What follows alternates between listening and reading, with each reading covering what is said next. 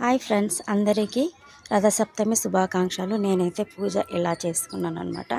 మీ అందరికీ రథసప్తమి శుభాకాంక్షలు. అలాగే తులసమ్మని ఇలా రెడీ చేసుకొని దీపం పెట్టేసుకున్నాము.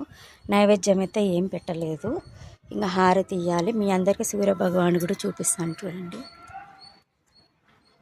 అందరికీ మరోసారి రథసప్తమి శుభాకాంక్షలు. అందరూ బాగుండాలి, మేము బాగుండాలి, ఆరోగ్యంగా ఉండాలని దేవుణ్ణి కోరుకుంటూ రథసప్తమి రోజు ఇలా చేసుకున్నాం అన్నమాట. సింపుల్గా ఇలా ముగ్గేసాను. మాకు ప్లేస్ లేదు ఫ్రెండ్స్, ఇది ఇంతనే అన్నమాట ఉండేది. అందుకని ఒక బండ పెట్టి బండ మీద ఇలా పూజ అయితే స్టార్ట్ చేశాను. ఇంకా హారతి ఇస్తే అయిపోతుంది. మీరు కూడా మొక్కోండి ఫ్రెండ్స్. అందరూ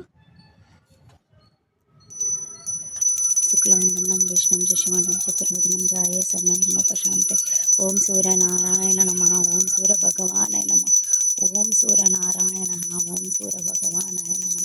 మీరు కూడా అందరూ హారతి తీసుకోండి ఫ్రెండ్స్. అలాగే దేవునికి, అలాగే సూర్య భగవానికి, తండ్రి ఈ ఎండాకాలం మమ్మల్ని రక్షించు, ఎక్కువ ఎండ లేకుండా ఓ మారిగా ఎండ ఉండే మారిగా మమ్మల్ని దీవించు స్వామి.